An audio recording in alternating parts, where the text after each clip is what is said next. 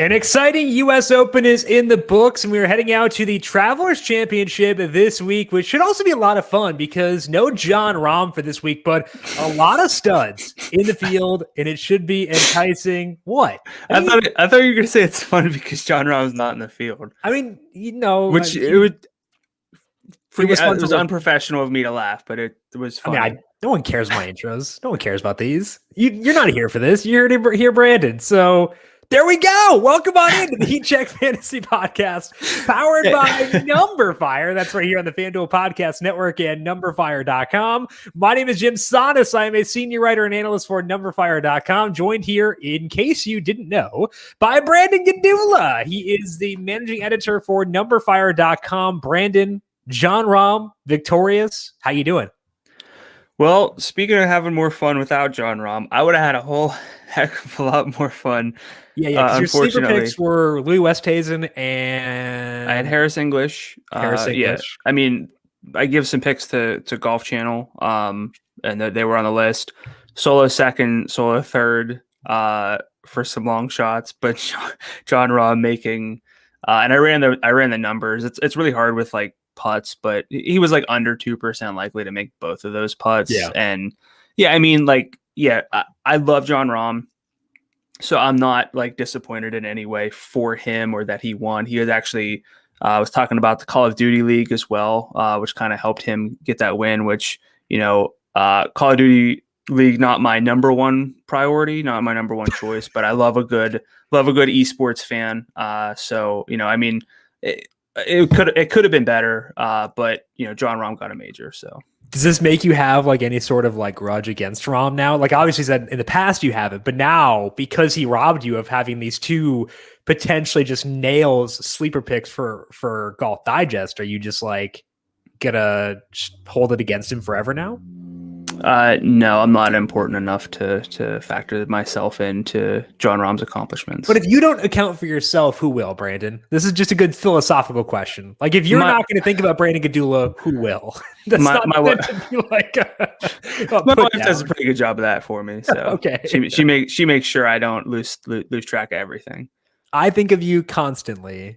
Take that for what you will. But either way, we're here to break down the Travelers Championship for this week from a PGA DFS perspective. As always, it's not just the Heat Check talking PGA each and every week. We also have the Q&A show. That's at 3:30 p.m. Eastern on the FanDuel YouTube, Twitch, Facebook, and Twitter pages. You can swing by there and ask Brandon about his win simulations, talk some betting, talk some DFS to get set for the Travelers Championship. That is at 3:30 today. So make sure you're subscribed on the FanDuel YouTube, Twitch, Facebook, or Twitter page and get your questions in no matter where you are deciding to watch that for today. Also, make sure you are subscribed to the numberFire Daily Fantasy Podcast feed wherever you get your podcasts. The Travelers Championship is at TPC River Highlands for today. It is 6,841 yards and a par 70. So it's one of the few courses with a salary. I've gotten so used to like changing some terms in my head to salary, like not saying price and stuff like that. So like I like if I'm at the grocery store and I see like, oh, what's the price of those bananas? I think salary. I've gotten so used to it. I've now changed yardage to salary. So we're gonna go with that. It's $6,841. I don't know. Either way. There are 156 golfers in the field. The traditional cut rules are back in play this week. Top 65 plus ties make that at the first two rounds. So finding cut makers will be important once again this week. Brandon, what stands out to you for TPC River Highlands? Well, now that I know the salary of the yardage, I just got to convert that to meters, and then I'm all set to figure out what we need for this week. But yeah, I mean, it's a short course and it's rare. Over the past like year or so, we've had one other course, shorter than 7,000 yards on the PGA Tour. So it's super rare to see that number. But I'll dig into that a little bit more in just a second. But even with that yardage being low, driving distance actually does matter, or at least faring well off the tee does kind of get you a boost. Shorter hitters can be relevant here. Last year we had Kevin Streelman Mackenzie Hughes, Kevin Na, Ryan Armour, Zach Johnson, Brendan Todd, Abraham Answer, all in the top 11.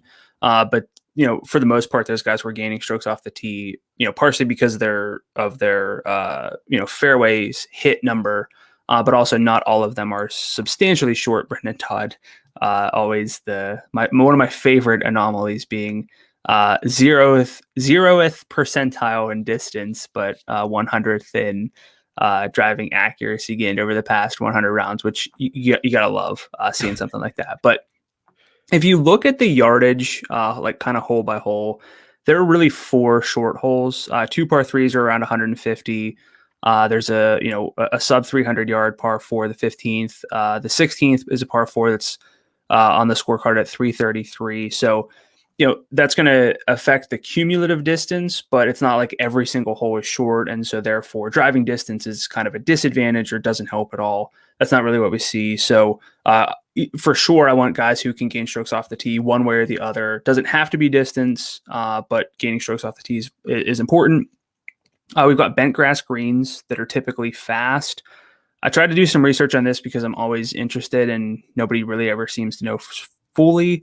I saw some conflicting information though, where, and this all comes from Fantasy National with their speed splits on greens. The Velcro numbers, it's too hard because there's not enough of a sample. But like we know that good putters are better than bad putters on average speed greens. It gets a little bit more pronounced on faster greens, but then on lightning fast, the gap gets closer. So like, it's not really linear, at least from the data that I pulled. So either way, I want good bent grass putters for this week. So my key stats after all that are strokes gained approach number 1, just because it's always most important, strokes gained off the tee, bent grass putting, and birdie or better rate.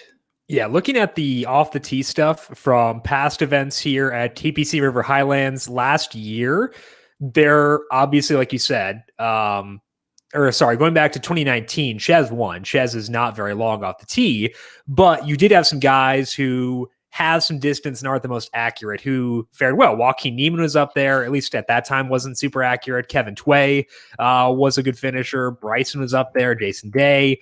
So to me, I think it does lend itself to just going straight off the tee because I just want guys who can gain whatever way they want. And obviously, like, the accuracy does matter given the par 3s. So to me, I think just wrapping it all together and going strokes gained off the tee is going to be the optimal way to go here. I also had birdies or better gained as well, which is on your sheet because golfers can go pretty low here. Like I think, didn't Jim Furyk shoot like a 58 or something absurd like that recently at this course? You don't know. You can't throw that at me. And I mean, I don't know. Expect me to know. We just talked last week too about how I can't remember anything. Do you remember who won the U.S. Open? Not Louis. I can tell you that much. Okay. Well, yeah, but not the guys you picked. We're just gonna have that in there.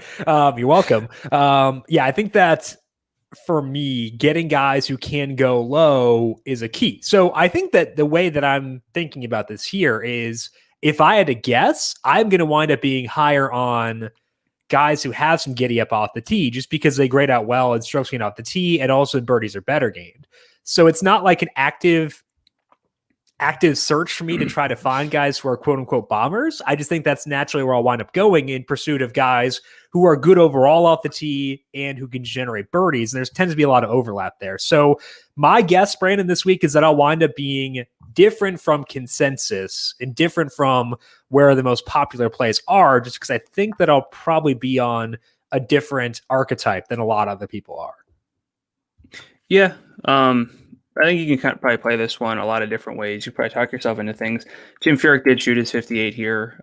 Sorry, Jim. I'll apologize. He and I have a back and forth. To both me and other Jim, because he's other Jim here, by the way. He's other Jim. Well, yes, that only makes sense. Correct. For sure. So, sorry, Jim, for not answering your question that I was not prepared to answer. That's on me. Thank you. I'm sure I'll try to grow you throughout the show with some questions. Okay, good. I'm looking forward to this. I will know the answer to every single one because I would never let my co-host Brandon down. We're going to talk more about the Travelers and talk about TPC River Highlands, who has done well here in the past, in just 1 second. But first, it's always exciting when a player scores a goal in the Euros. But this year, it's twice as exciting because FanDuel is paying out double the winnings when you bet on a player to score during a Euro 2020 game. Just sign up for FanDuel Sportsbook and pick your goal scorer for a shot at 2 times the payout. In a tournament featuring some of the best goal scorers in the world, you'll have plenty of options to choose from.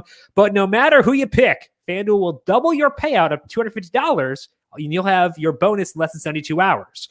Though there is no better place to bet Euro 2020 than FanDuel Sportsbook. Must be 21 plus and present in Colorado, Iowa, Indiana, Michigan, New Jersey, Pennsylvania, Tennessee, Virginia, or West Virginia. New users only. First real money wager only. $10 first deposit required. Bonus issued as a non-withdrawable site credit that expires in 7 days. Max bonus $250. Restrictions apply. See full terms at sportsbook.fanduel.com. Gambling problem? Call 1-800-GAMBLER. In Colorado, call 1-800-522-4700. In Iowa, 1-800-BETS-OFF. In Indiana, 1-800-9-WITH-IT. For confidential help in Michigan, 1-800-270-7117. In Tennessee, call the Red Line, 1-800-889-9789. Or in West Virginia, visit 1-800-GAMBLER.net. Let's dive into who has done well here at the past at TPC River Highlands. And Brandon, Paul Casey did his typical major thing this past week where he made me sweat a whole lot the first couple of days and then decided to go bonkers over the weekend. So Paul Casey coming in with good form if we just exclude the first 2 rounds, and also has done well at this course in the past. What do you see with Paul Casey here at TPC River Highlands? Yeah, I mean, he's your guy, so sorry for stealing him here. But played here 6 straight years with 5 top 20s, 4 top 5s. He's gained strokes tee to green in all of them. At least 4.2 to be a little more specific there. He's putted pretty well here, which is never a guarantee with Paul Casey. But we are in bent grass greens, and that's Casey's lone positive putting surface in his career. We've seen some high-end finishes from Casey lately as well. 21st at the Valspar, 4th at the PGA, 6th at the Porsche European Open, 7th at the US Open, as you alluded to. I have him in the 99th percentile in adjusted strokes gained approach over the past year. Comes from my database, which is adjusted for field strength and recency as well. 92nd percentile in strokes gained off the tee. 71st percentile in bent grass putting splits. That's just over the past 100 rounds, according to Fantasy National. But, pretty much everything points to Paul Casey being a high floor play. But are you seeing any reasons to show caution with your guy, Paul Casey? Kind of just the salary, because I was big on Casey last week, but that was because he was in the 9,000 range. This week, despite it being not as tough, but like a tough field still, he checks in at 11.6, and that's pretty high for someone. Well, I know you mentioned that he's been a good putter here before, but like overall, should we view Casey as being a plus on the greens? Probably not. And then you've got guys like Bryson up there, who's good on the greens. Cantley is up there.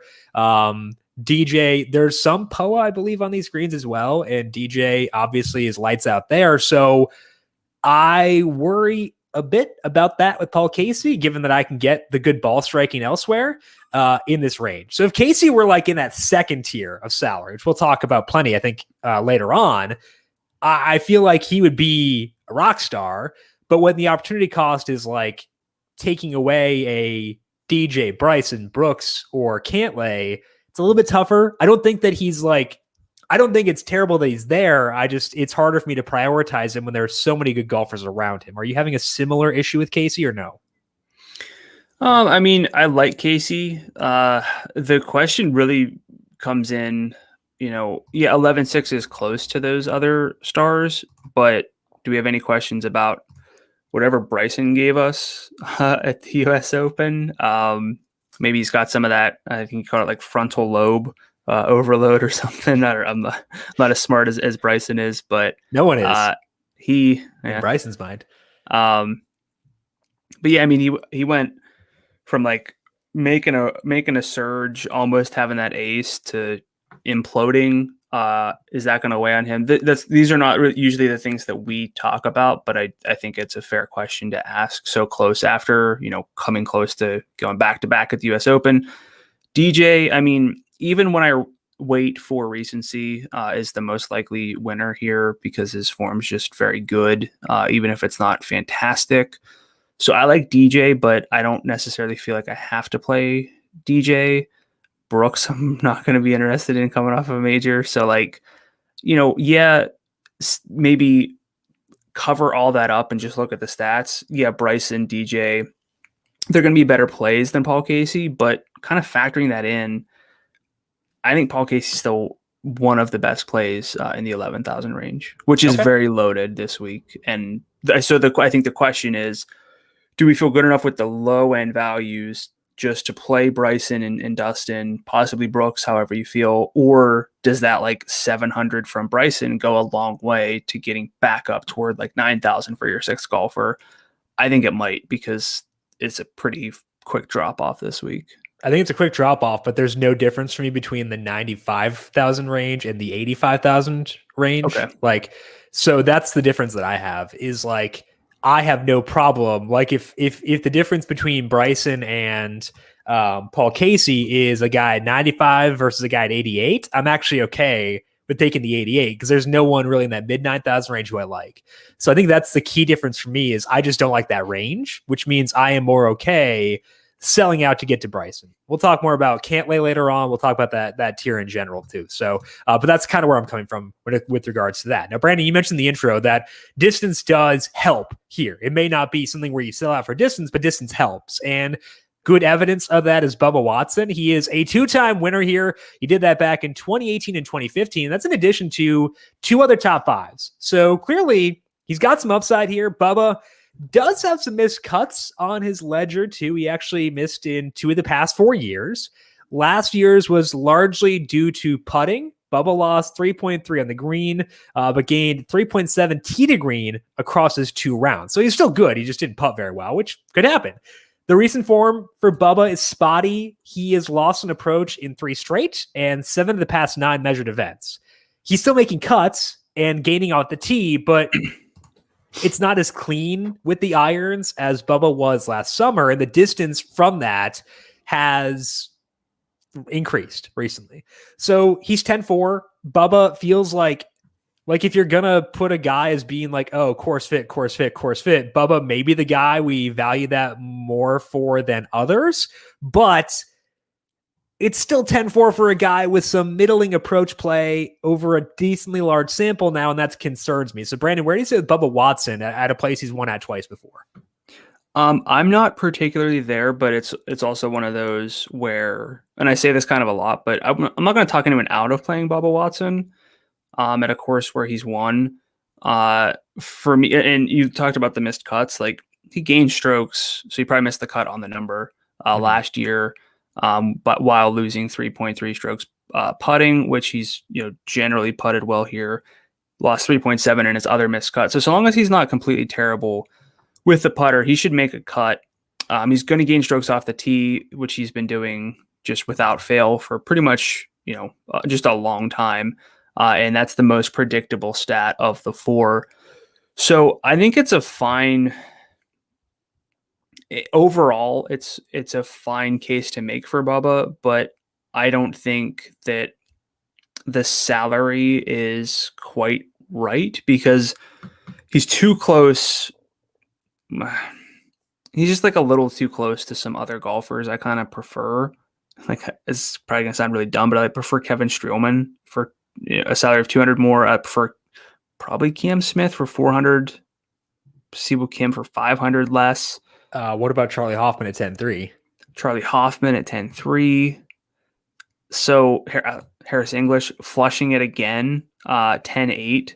Joaquin Niemann 10-9. So I think that Bubba will probably be a little too popular, given the wins here. I agree. And part of that is because I agree with your thoughts on Kevin Streelman, who is next up on our course history list here. And Streelman could have been in either course history or current form because he's been really good recently, but also specifically good here at TPC River Highlands. Really good last year. What do you see with Streelman here, checking in at $10,600? Yeah, he turns into from the Streel boy to the Streel man at this course. Really? Been top fit. We've said that before. I can mute you. There's no Cal today, so I have the ability to mute you. That's true. I'm not afraid to use it. Hey man, that's fine. It'd save me. I could just rest my voice for the afternoon. I can impersonate you. Go ahead. Do it for Kevin Streelman here. I'm not gonna do it. I'm not gonna do it. Top 15, 3 of the past 4 years, 33rd the other year that didn't fit. Doesn't account for his 2014 win. He won by gaining 7.8 strokes putting, but has gained tee to green in 4 straight. He's been lingering lately as well. 8th at the PGA, which is kind of hard to, we're in major season, so we can kind of look and give a little bit extra weight to these results in majors. But 8th at the PGA, 20th at the Charles Schwab, 13th at Memorial, 15th at the US Open. So it's really hard to argue against Kevin Streelman, and the stats point to success as well. 92nd percentile in fairways gained over the past 100 rounds, 91st percentile in adjusted tee to green data over the past year, 84th percentile in birdie or better rate over the past 100 rounds. So just kind of a lot to like with Streelman. He's not without his flaws. I actually picked Kevin Streelman to write up here, assuming he'd be closer to 10,000. Sure. At 10.6, you start to get into is that too much? I don't think it's quite too much, but it does kind of lessen the appeal a little bit for Streelman, whose win odds are also a lot shorter than I would have initially anticipated. But I think it makes sense when you look at his stats, look at the current form, look at the course history. It's aggressive, but that doesn't mean it's bad. I think it's the way I'd phrase it. And when you see someone who's done well at a course, going back to that course, and then you just look and see multiple top 15s, especially at majors, that's gonna cause a reaction, right? So it's just a little, it's a little steep, but he might also be in my head-to-head lineup against you. Yeah. I feel really good with him even at that salary. I think it's a pretty decent tier overall. So we were talking before about Bryson. I think a good counterpoint to that would be, or Bryson, DJ, et cetera, would be if you go Casey plus Streelman, you're going to be pretty balanced. You can just, you can live in that upper 9,000 range, which is better than the low 9,000 range. That could be a work. And it's not just Streelman too. We talked about Hoffman before. Bubba could potentially be in there.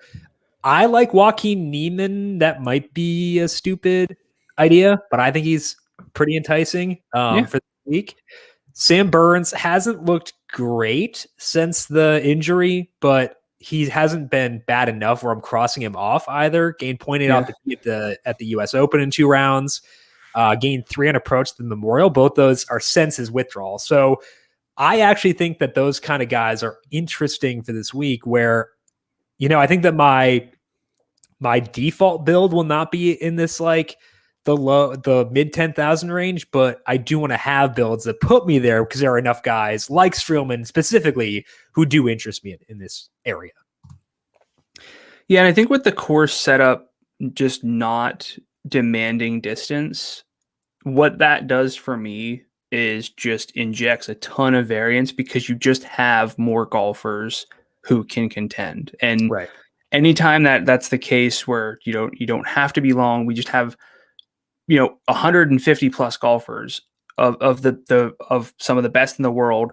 Some of these guys are going to catch fire for 4 rounds. And so while it's hard to predict, and I'm not saying play a bunch of random players at the bottom because one of them might, hit. That's never what I'm saying ever. But it's more to say the win odds for someone like Bryson or Dustin or Brooks, they get lower because you're not cutting out so much of the field for being short. So I think what it comes down to is you say, do you take a stand and say Bryson, DJ, Brooks, or Cantley, or one of these guys, they're going to win. You got to build around them and get, it's going to be 2 of those in the top 3 or something like that. And so you got to build around the value. Or do you just say it's not going to be them coming off the US Open, so you want to build a more balanced lineup? And that's probably where I'm going to lean for FanDuel purposes this week. Yeah, I think that That makes sense. I think that I will probably be getting one of those top 5 in most lineups. We'll talk about that in the roster construction section with checking out the bookmaker odds, but we can talk about that then. Now, you mentioned how the pool of golfers who can contend is larger at a short course than the other courses, and there's good evidence of that by looking at Chez Reavie, who won here back in 2019. He's not like a course horse necessarily, because that's his only finish better than 25th since 2012. He was 11th back in 2012 too, gained 5.6 in approach, but the approach play has consistently been there for Reavie. He has gained an average of 1 stroke per round throughout his career at TPC River Highlands. The putting has hurt him, and he's not gaining as much as others off the tee. That tracks with what you talked about before, where the distance does still matter here, despite the length, or can help, I should say. Can help versus does matter. Reavie ranks 80th off the tee the past 50 rounds, but 18th in approach. The problem is he's 133rd in birdies or better gain and 92nd in bentgrass plus POA putting. So it's tough to see him duplicating the upside he showed here back in 2019, which makes it tough for me to get here. So Chez Reavie, a past winner here, Brandon, could be a guy who in our minds benefits from a shorter course, but I don't think I'm going to get there personally. Where do you sit on Chez for this week? I don't dislike him. I think the salary is right. We're still looking at someone who, can be a problem overall with the putter, although for what it's worth, Data Golf does have Reavie as the biggest beneficiary of playing it at TPC River Highlands, not from how he's done here, but just from a statistical fit. He gets the biggest boost from his baseline, or expected boost, I should probably say. So I'm like, I looked into Reavie quite a bit. I'm probably not there myself, but he's also one of those golfers where I'm not going to talk you out of him. Just like Bubba, I see the case for it. It's just probably not strong enough for me to prefer him to some other golfers in that same salary range this week. I think that's the big hangup I have, is that there are guys, the 9,000 range, like right at 9,000 and the upper 8,000 range, I think is really strong for this week. Yeah. And if I can go there and get guys who actually do make birdies over a larger sample, I'd rather get to them. So it's partly due to concerns around Chez's putting and stuff like that, but it's also because I've got alternatives who aren't going to get a roster rate bump due to being past winners, which might not happen for Chez, but I know it's not going to happen for them. So I think that that's the route I'd rather go for this week. Let's transition now to current form. Check out golfers who are coming in on a heater. Scotty Sheffler, I guess it's hard to say whether or not he's on a heater, but he's been consistently contending, consistently hovering near the top of the leaderboard. He comes in this week, Brandon Sheffler. What do you see with his current form as he is here this week at $11,400, just beneath that top tier? Yeah, been really consistent with some strong finishes in tough fields, and that can get overlooked if you're not winning, if you're not entering with a 36 or 54 hole lead or something like that. But I mean, we know what Sheffler does, and it's just be one of the best tee to green players we have on the PGA Tour. Finished 8th at the PGA Championship, missed the cut at the Charles Schwab despite gaining minimally tee to green. 3rd at Memorial with 11.8 strokes gained tee to green, which was 2nd best that week. 7th at the US Open, despite losing strokes off the tee, which is a little surprising based on his profile. But overall over the past year, he's in the 96th percentile in this field in adjusted strokes gained tee to green. Does have some worrisome bent grass splits. I know you're looking at bent grass plus POA, but I have him in the 24th percentile on bent grass. His POA splits are probably going to make that worse for Sheffler, but it's a smaller sample, 61 rounds. But I'm not that concerned with Sheffler because he's going to put the ball in play off the tee. He's going to gain strokes off the tee. The irons are probably going to help him gain, as we see almost every week from him, and he can make birdies and go low. So I think Sheffler is very much in play, and it just goes back to that. I'm probably cool building around Sheffler or Cantley, maybe even Abraham Answer as my top guy, which sounds really silly, but I'm going to have a much better chance to hit one of those realistic winners this week because, maybe it's someone who's just a long shot, but statistically it's going to be someone who's 9,000 or above. So let's talk about Cantley, because you lopped him in there as well as being someone you might build around. He's confirmed as being over his slump from earlier this spring. He's back in elite form entering this week. Over the past 3 events, Cantley has finished 23rd, 1st, and 15th. He's gotten those finishes by feasting in a couple of different categories. It's not just one thing that's pushing Cantley up. He has gained at least 2.5 off the tee in all 3 events. He has gained at least 6.1 in approach twice, and he's gained at least 2.8 around the green in each of the past 2 events. That means that if one aspect of his game is off, he can make up for it elsewhere. That means that Cantley, at least to me, despite having a fairly recent slump, probably has a pretty high floor. He ranks second behind Paul Casey in Data Golf's True Strokes Gain Query over the past 60 months. Woof. Past 6 months. He's second behind DJ over the past 12 months. The tough part for me is that mental hurdle of using Cantley at 11.8 when I could just spend up a bit more to get to Brooks, DJ, or Bryson. So I think Cantley deserves to be there, similar to Paul Casey, but it is a mental hurdle. So how are you viewing Cantley this week? Because it sounds like you're pretty in on him. Yeah, I just got to convert the months into days and then back months to is 5 years. 5 years ago. And then back to meters, though. Yeah, correct, obviously. I mean, I like Cantley probably as much or more than those guys. You want a head-to-head on one of them? Who would it be? Bryson. Can you spot me anything? No. Would never spot you anything. I'll take it. Why? You don't have to. Don't let me bait you into these. Who won last week, by the way? We had 3, I think, right? I think he won 2 of them. Aha. As usual.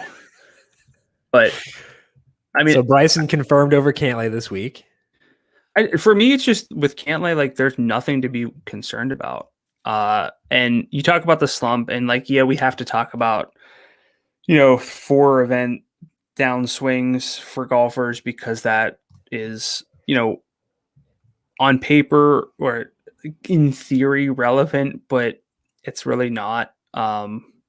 We're not really factoring in. Well, okay, so he's been 23rd at the PGA, won the Memorial because of the ROM withdrawal, 15th the US Open, but that's not as important as the missed cuts, which I know that's not what you're saying.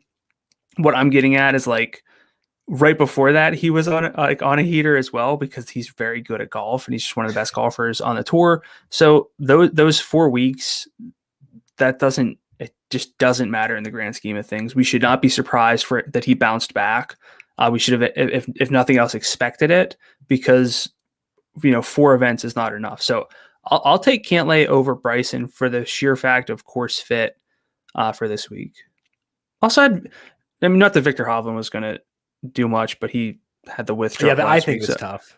Yeah. So I think Finau had 7 FanDuel points or something. Hovland had 1. It was pretty abysmal. A win's a win, man. This is just as good as a Case Keenum versus Josh Allen bet. So I feel good about it. Although I do wish that Hoffman would have been okay, because that stunk. I think to me the upsides of getting to those top guys is worth it. So I'll be getting there, and we can talk more about that. We'll argue later. Don't worry. We'll get to it. Don't worry. You can be angry then. Don't worry. The upside is in Cantley has, I know he won the Memorial under some fortunate circumstances for him, but he won at the Zozo. He's got multiple top 5 finishes over the past, he has as much upside, and honestly, my model has him more likely to win this than Bryson. Okay. As someone who's built win sims, I get where you're coming from, but either way, let's talk about Doc Redman here, because we're going to talk more about those top guys in just a bit. Doc, a guy we used a lot earlier in 2021, I think, is when we were hot on Doc, or was that I think it was out the COVID break, I guess. We were super into Doc Redman. I've not used him in a bit. Brandon, are you seeing something here that should put us back on Doc Redman now? Well, yeah, I mean, lots of missed cuts to start 2021. But over his past 4, 9th at the Byron Nelson, 59th at the Charles Schwab when he did lose 4.2 off the tee, which is not very good. 42nd at Memorial, and then second at Congaree when he gained 5.8 strokes from approach. Also 4.9 around the greens, which is got to be a record for him. Yeah, according to Fantasy National, he hasn't had more than 2.7 in any other measured events. But so there's a little bit of flukiness there. But you see someone with 2 top 10s in his past 4, and someone who also we've talked about for good reason. I think that it's relevant. He was really crisp, is the word I chose, for Redmond at TPC River Highlands. Was 11th, gained 4.4 strokes off the tee, 5.1 with approach, lost 1.7 strokes putting, but was second tee to green for the week. So crisp, spicy, good stuff for Doc Redmond either way. Describing chicken, like Nashville chicken or something like that? Crisp and spicy? Nah, that would be like air fried tofu for your boy over here. But fair enough, yes. Redmond's around the green play is really bad, so we should probably be worried a little bit about the around the green performance at Congaree, but possibly it's a sign that he's starting to figure some things out. That would be nice, but even if the around the green play doesn't matter, look, if it's coming down to Doc Redmond's around the green play for a course where you probably need to go like 15 under, it's not going to be a good week anyway. So what you're playing is like the really good ball striking, hopefully some good putting for a really good salary. So I think Redmond makes sense. What's your read on him? I think he makes sense. I think the hang up that I have with him is that he's kind of the opposite of Cantley. So we talked about Cantley before, like where if one thing's not working, he can make up for it elsewhere. With Redmond, if one thing is working, he could also fail elsewhere. And I think that that's kind of the issue that I have here, because like you mentioned how the around the green play might be trending up. It's very possible, but also like his approach play has been a bit more spotty over the past couple of months. The off the tee play has been a bit more spotty. So as he's gotten better at the short game, for whatever reason, the ball striking has taken a slight step backwards. Does that mean that once the ball striking gets back to his longer term form, that he'll suddenly become like a monster? Very possible. Yeah. Cause he's like a young dude. Like we can expect gains with the short game, but I just think that I have a tough time getting over it, where like there have been long stretches of bad off the tee play, decreased approach play. That's where I have the issue. And I think that there are guys who are just beneath him who are more well-rounded, and I feel better about them doing well in the areas where Redmond also performs well. So I think that's kind of the hang up that I have there. Yeah, I mean, he's not my favorite play in that low 9,000 range, but he's definitely in that conversation. And so I think he's worth talking about, if nothing else, at least highlighting how he got that runner-up, which should probably draw us back a little bit. And not everyone we talk about in current form is someone that we love. So it's a good exercise sometimes to go through and look at some guys who have like, hey, 2 top 10s, maybe it's a week for him. And I still think that there's a top 4 at the US Open. Yeah. I mean, I don't know who that would be. So hypothetically, Guido Migliozzi beasted at the US Open. He finished 4th there.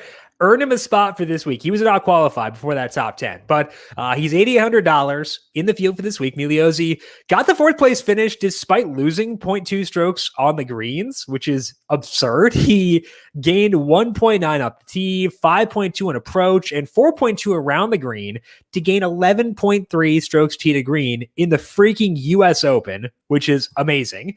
His 2 events before that were a pair of runner-ups, both in the Euro Tour. If you look at Data Golf's adjusted strokes gain data, he is a positive everywhere but around the green, but he's not like a standout anywhere. So overall, he ranks between Luke List and Zach Johnson. He is 2 spots behind Garrick Higa over the past 6 months. So Migliozzi, likely to get buzz this week thanks to the big outing. I'm probably not going to get there because there are a lot of good golfers in this range, but I don't think it's like totally off the wall. Like we've used Luke List and Zach Johnson. So I think he's like an option. I'm just okay avoiding under the assumption that he gets a popularity boost due to the big run last week. What are your thoughts on Migliozzi for this week? Yeah, I mean, I think that it's one of those questions where how does he just not bounce back, but how does he continue from what's been thus far, I'm assuming the pinnacle of his career, coming off those 2 runner-ups on the European Tour and then 4th at the US Open. For what it's worth, Data Golf does have him gaining slightly positively on the greens because they adjust for field strength, which is nice to see. But I would just have to think that it's a pretty tall order to kind of continue that for a second straight week. He was very, very fired up because he's now going to be in the Masters, and it's just one of those things where, is he really going to be at his peak for this week? I hope so, because it'll be fun, because he's fun to watch. But for me, I would just rather take something a little more established. I do think the one thing that's positive here is that we're talking about the US Open and stuff like that, and it is like a long flight to go across the country. But like in the past, it hasn't been a negative for golfers to do well / be in contention of the US Open and then come here. Because like Ches, when he won the Travelers, he finished third at the US Open the week before that. So I guess maybe I'm not accounting as much for that narrative. Maybe that's a mistake. It's less travel and more right, but like that hasn't impacted guys that much in the past. Based on like anecdotal data, I guess. But like past winners here have been guys who have been.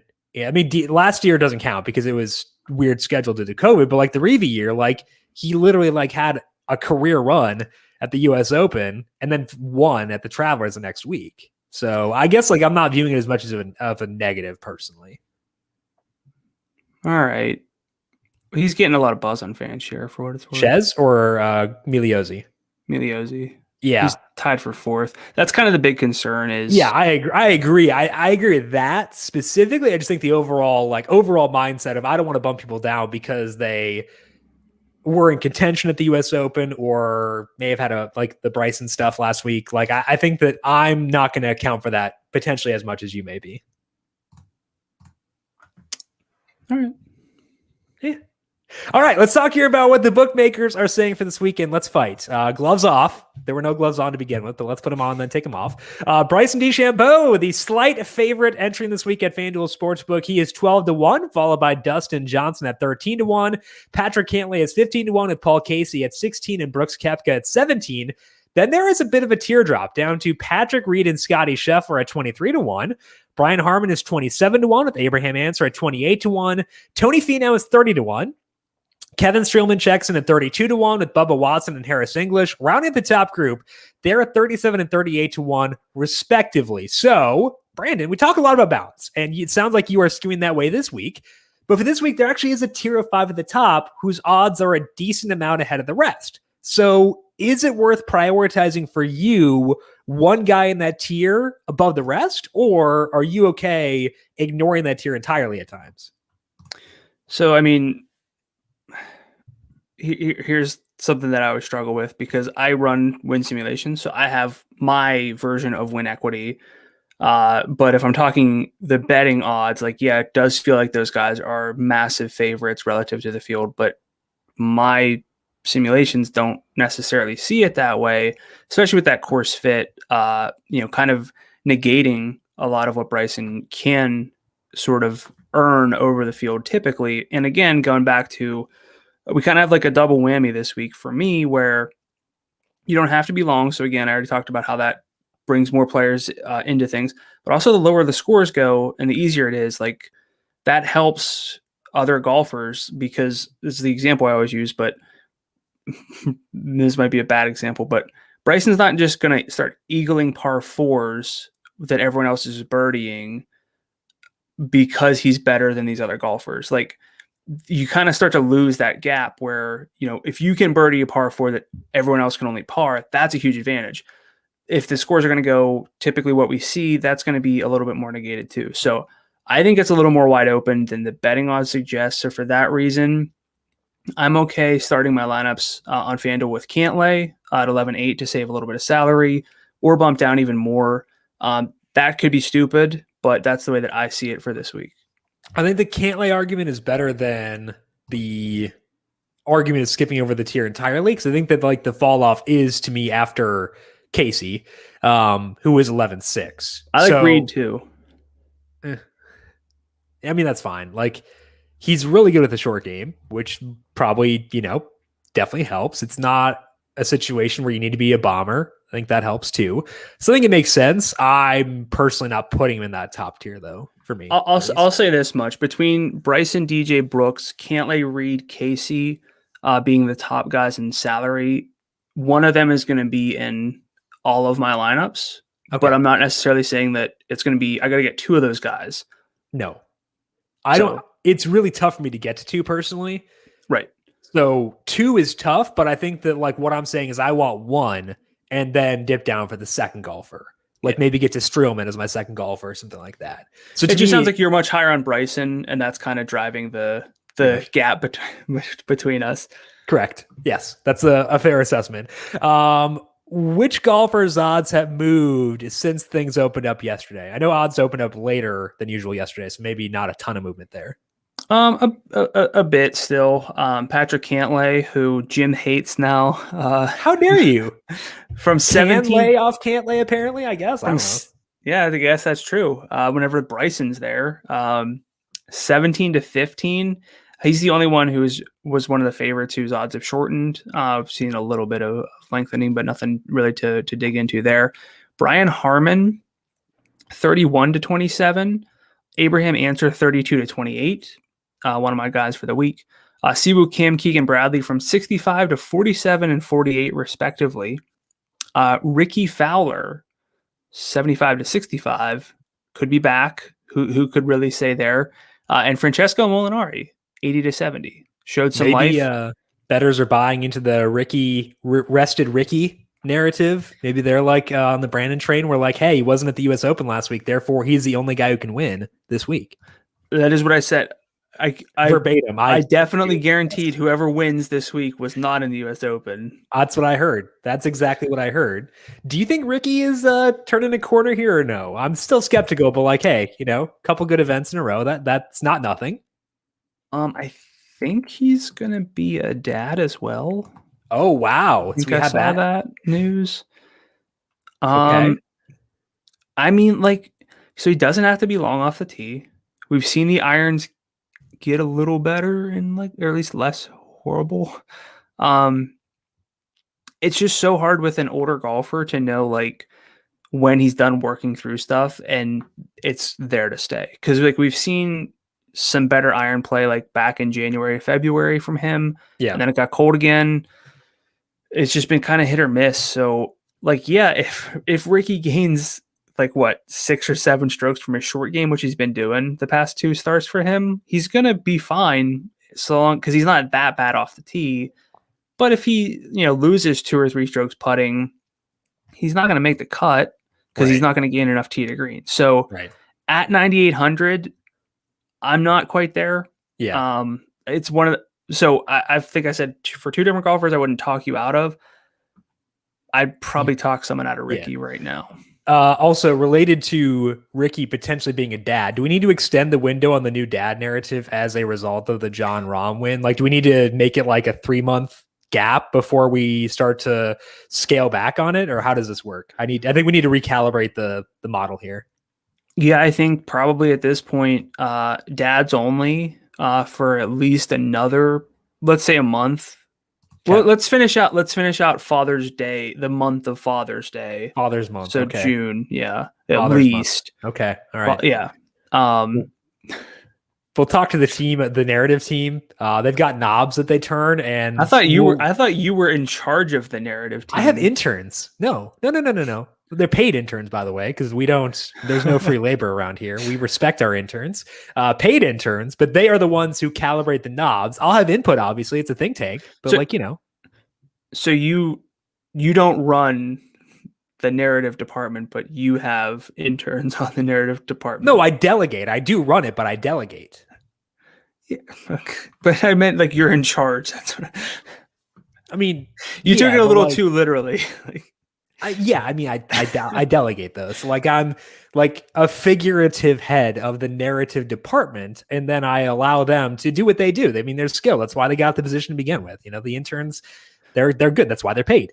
I just don't know how I ask you for narrative advice because you're in charge. You say I have interns, but I don't have answers right now. Well, initially when it started off, I was, but like, the narrative department grew because we benefited from the narratives. Kyle Larson on Father's Day, like, what else do you need? That's how we pay the interns, is via wins. So I'm sorry, we've grown beyond your comprehension, and just keep cooking. Sorry. We'll reevaluate at some point, but maybe I won't update you now on the recalibration with the narratives. Either way, which lower salaried golfers have win odds that stand out to you? Not a whole lot, which is part of the issue of like going too heavy at the top. Doc Redman is 75-1, who Jim just flat out hates this week. But he's 75. Cameron Tringale is 80-1. Stuart Sink, Aaron Wise are 85. And then it drops to Lonto Griffin, Chris Kirk, Harold Varner III, and Mackenzie Hughes 120 to 1. They're all either 9,000 or between 88 and 9,000 there. Patton Kazire, Brant Snedeker, Kevin Kisner are 140. Eric Van Rooyen's also in that bucket. But like, it's not a good week if you try to match betting odds on, at least on FanDuel Sportsbook. I'm actually finding that a lot. Like even in the upper 9,000 range, it's not a good week for me. Like if I were to do things that way, it's because I disagree with the odds this week on a couple of guys, Neiman mostly, that I'm having, like, I feel like I'm more okay, which is weird because like I'm talking about, got to get Bryson and blah, blah, blah. But like, it's a week where I feel like I'll be deviating from what the odds are saying outside of getting Bryson in. So for me, and just speaking as someone who, builds out a model and looks for like who's actually, a good, who should actually be kind of considered what their sportsbook odds say. Anytime we see multiple heavily overvalued golfers at the top, that makes obviously a lot of golfers below them look a lot more appealing, which is what I'm seeing this week, which is why, if I had Bryson as like 12% likely to win, I'd be like, just play Bryson, but I don't because, of his form adjusted for the expectation here. He's very overvalued at that number on FanDuel Sportsbook. And so I don't view it as such a must this week. Okay. So that is that. We'll fight about Bryson. Go ahead. Yeah, I mean, we're going to, I thought you had more. No, like, we can fight. Okay, we'll fight later. Weather for this week, it's going to be a little bit windy over the weekend, but nothing too bad. There will be decreased winds in the morning both days, but increased winds in the afternoon. So both waves will get the same treatment. So we can pretty much disregard weather for this week. So let's dive into our player picks for the Travelers Championship based on the salaries at FanDuel.com. Brandon, who are you erroneously putting at the top of your list for this week at the Travelers? I'm going to go with Patrick Cantley. Jim's now arch nemesis. Jim's done a complete 180 heel turn. I still love my boy, Patty. Like we have those big names, specifically the three above Cantley, with Bryson, DJ, and Brooks. I just think that you can make an easier case to save a little bit for Cantley. I think the gap is a lot closer than the name value would imply. I know it's scary when Bryson does what he can do, but it's also scary when Patrick Cantley does what he can do, and that's be the best golfer in any field that he's in. He's in the 99th percentile in adjusted strokes gained tee to green over the past year, 97th percentile off the tee, 92nd in approach. He's finished top 15 at the Travelers 3 straight years.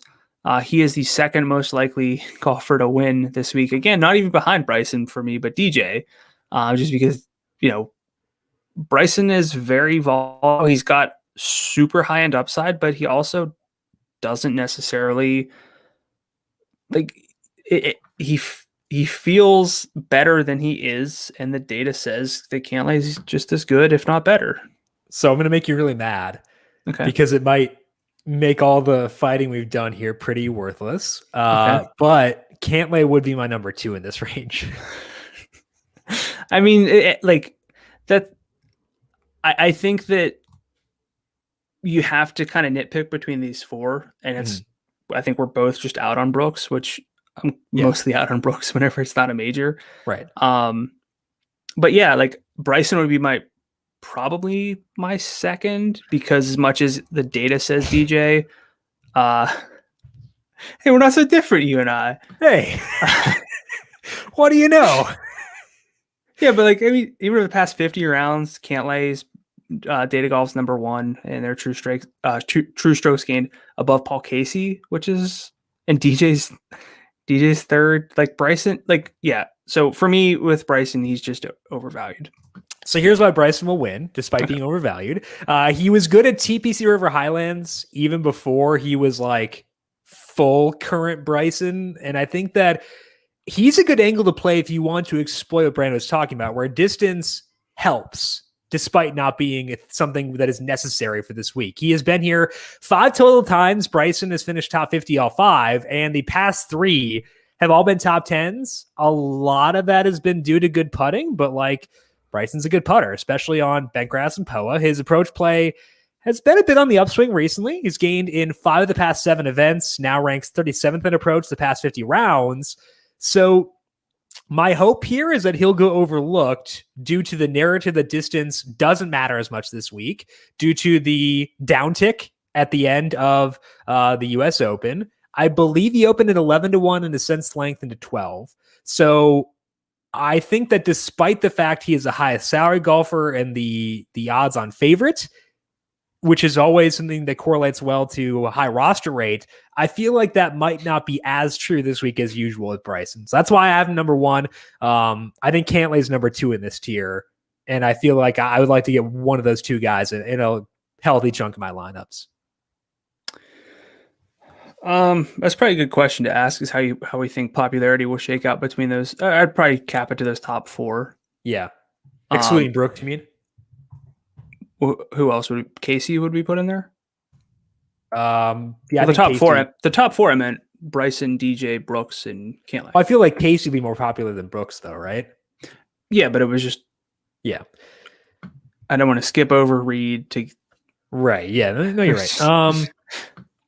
So I like looking at FanShare right now. Bryson is 15th in tags. I feel like it's a pretty good bet that he's not all that popular. He's behind Cantley, behind Casey. What? He's going to be the most popular golfer this week. Guaranteed? I would feel pretty good about that. Just based on the trends of the salary and the odds? Yeah. Okay. Fair enough. We've talked enough about this. Let's move on to the other guys in the top range. Who else do you like here as a stud on FanDuel? Yeah, someone we have just been too focused on the top 4 or 6 really with Casey in there. But Abraham Ancer at 11,000. I think he's like a core part of. You get one of those top 6, which I'm including Patrick Reed in there because Reed's always going to be unpopular. I know it sounds like I like every golfer, but those top 6 are very good. But Ancer is going to be the kind of guy who I want to build around as my second golfer without jumping. I'm not getting back up into that top 6. I'm not jumping down into like the low 10,000s for my second golfer, because Ancer has a lot of upside here. 77th percentile bent grass putter, which is his best surface. He's finished 8th and 11th at TPC River Highlands the past 2 years.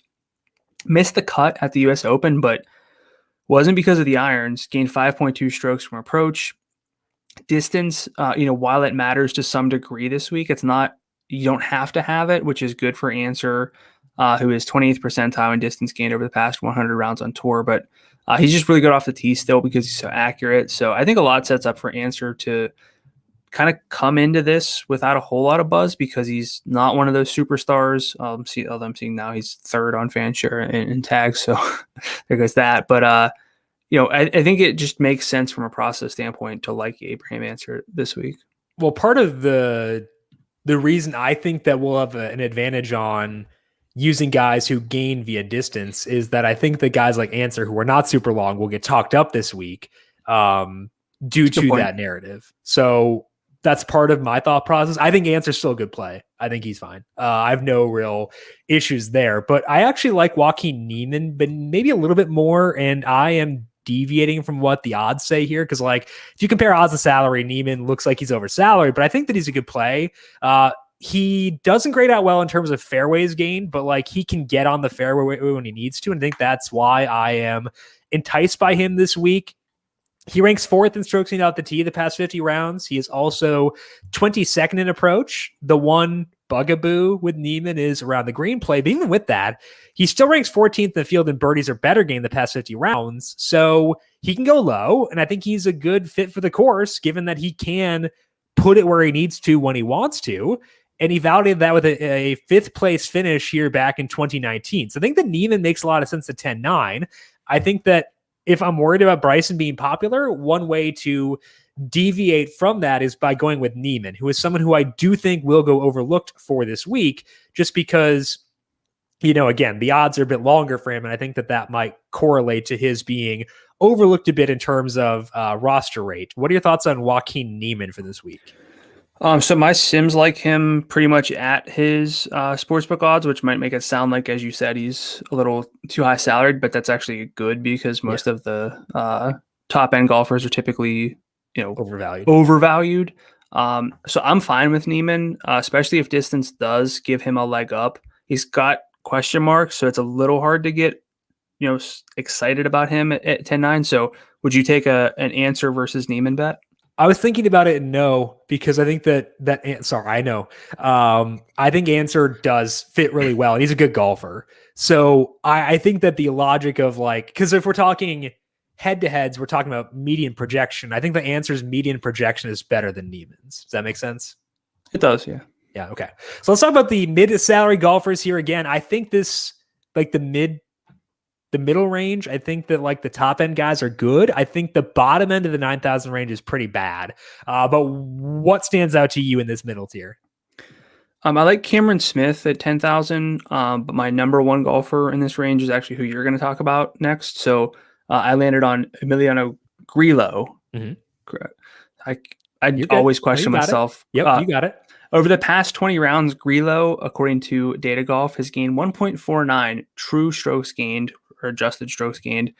So again, 1.49, almost 1.5. Next best in the field is Paul Casey at 1.23. That's a huge gap. And we know that Grillo has some of the best ball striking on tour. He's been a little bit off the radar on the PGA Tour, but is mostly dialed in with the irons. His past 6 starts have led to 7.1, minus 0.6, so almost 0 there. 7.1 again, 7.5, 1, 2.1 strokes gained from approach. Those 2 where he didn't get to 6 were missed cuts, so he's probably going to get there eventually. He's on bent grass, which we know is the surface for Grillo. So at 9,600, you can never feel super confident in Grillo, but boy, if he's going to gain strokes with the ball striking like that and just be okay on bent grass, you're looking at some potential there. For sure. I think that's definitely enticing for Grillo. The guy you alluded to as being your favorite, I think, is Siwoo Kim, correct? Yes. Yep. Okay, so Siwoo Kim is $9,900. I like him a lot as well. Stats line up well for Kim this week. He ranks 17th in strokes gained off the tee, 23rd in approach, and 35th in birdies or better gained. And that birdie number should get a boost with no Bermuda greens this week, which are easily the worst surface for him. He ranks 42nd if you go bent grass plus POA putting. Even if the putting isn't entirely there, Kim should be in play this week because he finished 11th last year at this course despite losing 1.1 of the greens. He gained 8.4 tee to green there. So Siwoo Kim is volatile, but as we talk about a lot, I'm okay with volatility if it comes with upside, and I think it does here. So I'm good taking tournament swipes at Siwoo Kim. What puts you on him this week? 92nd percentile in adjusted tee to green over the past year. Nice sort of quiet finish at the US Open. Was 18th tee to green last week against that field. So just a lot to like with Siwoo Kim from a tee to green standpoint. Okay, so your second mid-salary play is a guy I was very close to writing up and decided to skip over this tier entirely. But if I were in this tier, the guy I turned to is Max Homa, and he's your second pick. What puts you on Homa? Yeah, speaking of volatility, Homa has that, which can be good and bad. Over his past 11 starts, he's been either top 25, which he's done 6 times, or missed the cut, which he's done the other 5 times. But those cuts, you can't just look at missed cuts and be like, oh, it's a missed cut. A missed cut is a missed cut. It's not necessarily that cut and dried. some of those missed cuts were the 3 majors, the Players, and the Wells Fargo. So it's hard to fault him for missing cuts at those events. We've seen good data from him in the most recent events, aside from those big events. That's kind of Home has just struggled in majors, but in weaker or just less elite fields, we've seen super high end finishes, including a win. So I like Home at 9,400. He might be, despite all that volatility, he might be in my bobble hat against you. Yeah, it's fair. I would consider him as well. Because again, I might wind up in that range. So if I do, I think the Homo would make a lot of sense. The reason I was there is that the data golf numbers line up pretty well for him over the past 6 months. If you adjust for field strength, again, he's struggled in the majors, but like you expect a lot of guys to struggle in majors. And birdie maker ranks 4th in birdies or better gained the past 50 rounds. So I think that Homa does make a lot of sense. My choice instead was to dip down to actually $9,000 for my second mid-range play. Technically, we would deem that a value usually, but I want to talk about 3 guys down here because I thought that they were guys I just liked more relative to salary. That one who stood out most to me is Cameron Tringale. He is $9,000. I like him pretty decent here. The off the tee play has been, I could say, bad, I guess, recently. He's lost multiple strokes off the tee in 3 straight events, but he's another guy who has a bit of distance and good accuracy, not great in either. The off the tee play hasn't impacted him too much elsewhere. Like he's struggling there, but it's not, bleeding over into the rest of his game. He's still 19th in approach and 11th in birdies or better game the past 50 rounds. Tringale is 38th in Bentgrass plus POA putting, and those are his 2 best surfaces. Tringale is risky due to the poor driving recently. My hope is that it won't matter as much this week and allow him to come through here at $9,000. That's what put me on Cameron Tringale. Brandon, does the off the tee play the past 4 events worry you enough where you're not going to go to him? No, he's actually my model's best value if you combine stats and long-term adjusted form relative to his salary. So he would be my number 1 in that 9,000 or below range. He's historically struggled at this course, but is in much better form now than he was typically entering, which is a large part of the puzzle of course history. So Tringale would be my number 1 value play, actually. Okay, I like it. So let's move down to the actual value plays and actually stick at the same salary. You're talking Lonto Griffin. We like Lonto in general. What puts you on him this week specifically? A lot of the same stuff as always with Griffin. He's one of the easiest golfers to write up because he just is balanced, and you just say, that can help him, that can help carry him. But he's a pretty good putter, which is kind of one of his standout stats. 80th percentile on bent grass. The second best golfer at this salary behind Tringale, although Tringale's comfortably ahead. But you look at Griffin missing cuts, but if you look at the data, he's driving it well, has good irons, so it's less concerning. That the ball striking is generally good. So Griffin definitely not safe, but still a really good play. I agree. I think the Griffin makes sense down here too. And I think there are a good amount of plays down here. So me not having written him up is not because I don't like him. I just like other guys a little bit more, including Chris Kirk. Chris Kirk is older. He's 36. So he's not one of the guys we put in like he's young, so we should buy into their gains bucket. But his putting has been less bad recently, and it's been making it more palatable for DFS. We look here specifically from January 1st on. He has been to 13 events. He has gained strokes putting 9 times. He has gained 2+ strokes 3 times. And he still had some bad weeks in there too. So it's not just good. It's been some bad as well. But that's actually saved him recently because the approach play for Kirk hasn't been quite as hot as it was back at the early part of this calendar year. But if we look at the larger sample, Kirk still ranks 33rd off the tee, 40th in approach, 26th in birdies or better gain the past 50 rounds. And I'm willing to trust that data and hope that the putting has gotten better, which makes him appear undersalaried at $8,900. Brandon, what are your thoughts on Chris Kirk for this week? I didn't really even look at him because there's just been so many other names. And yeah, I mean, we were, I think, both in on him pretty heavily to start the year. Starting to cool down now, which is kind of what you see from just any sort of hot streaks. And I think it's probably just kind of the end of what was a really good run. The 26th coming with at the Memorial coming with really good short game. So I'm probably out just because I prefer other golfers in this range. Okay. Who are the other golfers you like here? I'm going to go down with, I already named one for Griffin, unless I'm mistaken. Who else? Okay. Sorry. I just wanted to make sure I wasn't screwing stuff up because, typical Brandon. Typical Brandon. Doug Gim, 8,300. He's the one of the few I would be okay jumping down to if I really want to get more access to those studs. He's 8,300. Should fit the course well as someone who can gain strokes off the tee. He's 65th percentile there in my adjusted stats. Really good iron play as well, 91st percentile when adjusted for field strength. Just a really bad putter overall, but is kind of neutral on bent grass. So I think he fits from a value play standpoint. I have him 31st in my player ranks despite that salary. So not going to say play him in a cash game, but I'll have Doug Gim exposure in tournaments. Yeah, I think that makes sense. Gim is a guy we've been turning to a lot because of the approach play. And if he's going to be penalized less off the tee than usual, I think that's a benefit as well. My second low salary guy is Taylor Gooch. Again, like Tringale, not great off the tee. Gooch actually just lost 4.2 there at the Memorial, which is not what you want to see, but the hope is that it may matter less this week and that Gooch can make up for it elsewhere, which is what happened at the Memorial. So he lost 4.2 off the tee there, but he actually finished 18th because he gained 4.8 on approach and 4.1 around the green.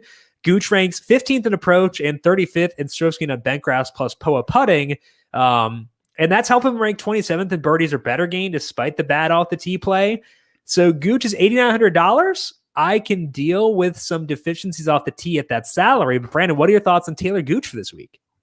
Yeah, was one of my others to consider in this range for my article on numberFire. Just such a consistent golfer, or I should say balanced golfer, but that does lead to consistency. Just one missed cut since February, 2 missed cuts since mid-January. So making cuts, might get you a 40th, which isn't going to do a whole lot, but can also get you a top 20 in a field like this. So Gooch, one of my favorite plays down here as well.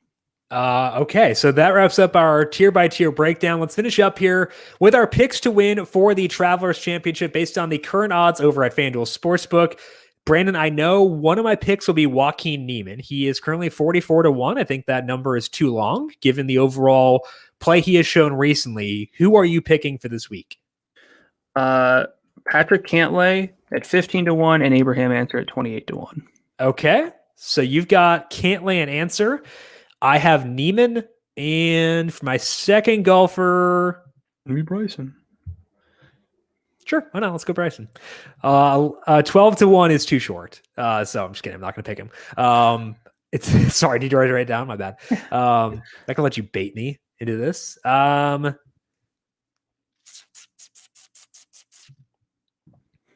Actually, I feel like you're going to go back to Bryson. I am going to go back to Bryson. Give me Bryson and Niemann. Bryson at 12-1, Niemann at 44-1. You got some distance on that thing. Yeah, I mean, why not? Let's lean into it. And despite the fact it's a short course, let's see what happens. But both those guys, good overall off the tee. So I feel fair about them. Entering into this week, you have Cantley and Answer versus my Bryson and Niemann. That is all that we have for this week, at least on the heat check side of things. But don't forget, we are back here once again, 3:30 p.m. Eastern on the FanDuel YouTube, Twitch, Facebook, and Twitter pages. Brandon is taking your questions about both DFS and betting to get you set for the Travelers Championship coming up this week. Brandon, where can people find your stuff and where can people find you on Twitter? I don't know why it's find your stuff. I don't know. I wasn't prepared for that. Numberfire.com. What's that? It's a website. Oh, okay, cool. And I'm rarely on Twitter at Godula13, GDULA13. And I'm at Jinsannes, JIMSANNES. You can also follow the FanDuel Podcast Network at FanDuel Podcast. Do not forget to subscribe to the podcast wherever you get your podcasts. We're on Apple Podcasts, Spotify, Stitcher, Google Podcasts, radio.com. Wherever you get your podcasts, you can find us there.